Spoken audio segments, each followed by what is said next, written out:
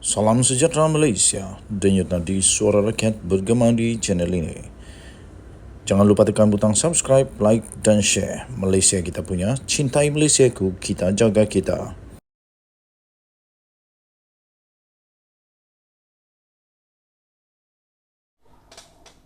Salam sejahtera Malaysia, denyut nadi suara rakyat bergema di channel ini. Sah bekas Perdana Menteri sah dalam masalah besar apabila MKM tampil mendesak polis supaya SPRM dan polis MKM mendesak polis dan SPRM untuk menyiasat bekas Perdana Menteri. Okey, berita terbaru baru saja diterima. Kerana ini kucing aku. Kerana projek flat, masalah lah kucing ni. Kerana projek flat, MKM mendesak polis dan SPRM untuk menyiasat bekas Perdana Menteri. Ada kucing. Okey. Nyaw, turun dulu. Nyaw. Ada kucing. Sorry. Naib Pengerusi Mahasiswa Keadilan Malaysia iaitu Yuviraj Pillai 3 dari kanan menunjukkan laporan polis terhadap Pengerusi Perikatan Nasional PN Tan Sri Muhyiddin Yassin berhubung skandal pemberian tender projek flat kepada syarikat Spenco Sdn Bhd di Ibu Pejabat Polis Daerah Dan Wangi. Habislah. Menjelang pilihan raya, Tan Sri Muhyiddin Yassin kena pula kali ini.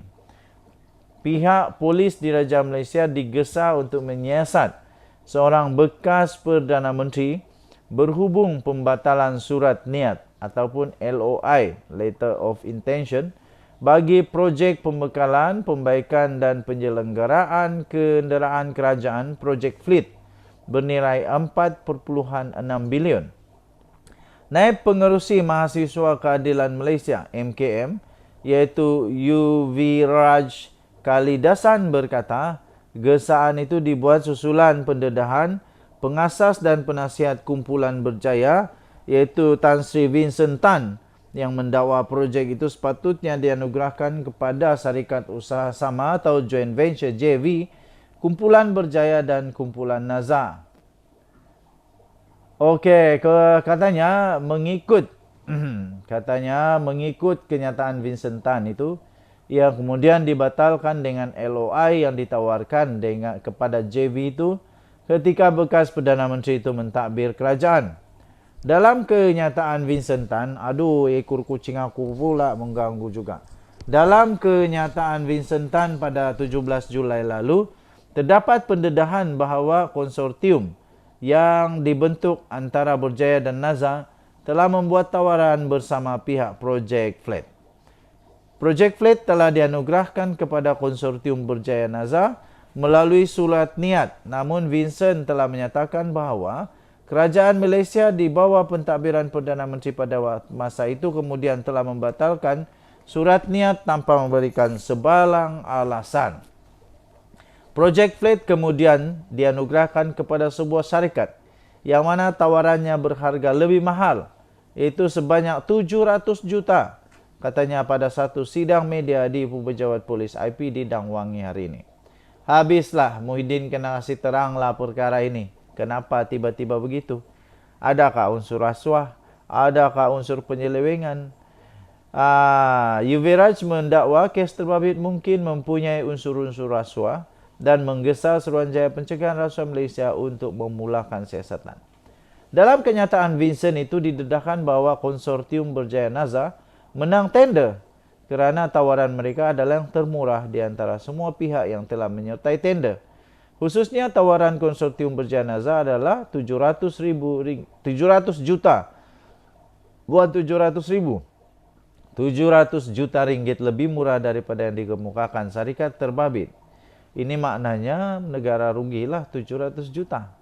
Kami meragui bahawa mungkin ada isu rasuah yang melibatkan bekas Perdana Menteri itu kerana jika tidak, mengapa kerajaan pada masa itu membatalkan tender yang paling murah dan menganugerahkannya semula kepada syarikat dengan harga yang jauh lebih mahal.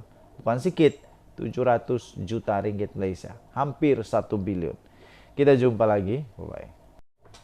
Salam sejahtera Malaysia. Denyut nadi suara rakyat bergema di channel ini. Nampaknya tuan-tuan dan puan yang dihormati sekalian, kekecohan berlaku di seluruh negara Malaysia apabila pencalonan ditolak dan akhirnya kekecohan berlaku. Ya, ini telah berlaku di dalam pilihan raya. Pasti ada juga, memang ada juga pengalaman apabila calon ditolak. Baru-baru ini PRU yang lalu pun, Presiden Parti daripada Sabah pun memang telah ditolak pencalonannya.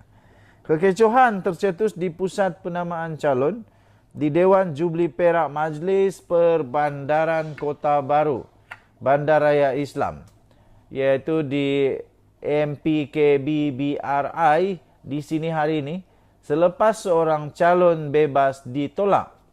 Difahamkan iaitu Tan Leto. Tan Leto berusia 63 tahun yang tampil mahu menjadi calon Dewan Undangan Negeri Kota Lama ditolak. Berikutan tidak memenuhi syarat yang ditetapkan oleh Suruhanjaya Pilihan Raya SPR apabila pencadangnya iaitu Ong Chilam yang juga suaminya dari Dun Bunut Payung.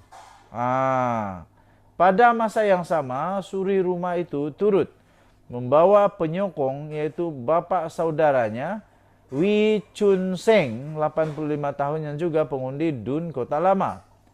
Pegawai pengurus Dewan Undangan Negeri Dun Kota Lama, Izzuddin Abdul Rashid mengumumkan nama calon Dun Kota Lama pada jam 11.45 pagi.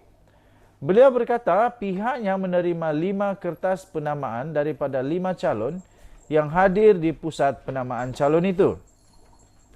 Mereka mengemukakan kertas penamaan iaitu Izzat Bukhari Ismail Bukhari dari calon bebas, Dr. Hafizah Mustaqim daripada Pakatan Harapan, Datuk Zamri Ismail PAS, Tan Bun Kian atau Endi Tan Parti Rakyat Malaysia, dan Tan Leto bebas. Kemudian katanya, saya telah menyemak kertas penamaan dan setelah selesai disemak, saya berpuas hati memutuskan ada yang ditolak kertas penamaannya iaitu Tan Leto. Dengan ini saya mengumumkan hanya 4 calon yang disahkan bertanding dalam PRN ini, katanya ketika mengumumkan nama calon di sini hari ini. Sejurus selepas pengumuman itu dibuat, Tan Leto dilihat tidak puas hati dan dengan nada tinggi memarahi pegawai pengurus kerana sudah membayar deposit RM5,000 untuk cuba menjadi calon. Wanita itu menuntut kembali uang deposit segera dan enggan meninggalkan lokasi jika selagi tidak mendapat semula wang deposit itu. Berikutan itu, petugas pilihan raya mengembalikan semula wang deposit wanita berkenaan dan keadaan kembali tenang. Okey, Dun Kota Lama menyaksikan pertembungan 4 penjuru Tanjung Mas 1 lawan 1, iaitu Rohani Ismail daripada PAS, Zinda Khalil Sastro Hasan daripada PH, serta di Bunut Payung, Datuk Muhammad Hasnan C. Hussein daripada BN akan menentang Syahri Mat Yaman daripada PAS. Kita jumpa lagi. Kita nantikan keputusannya. Bye-bye.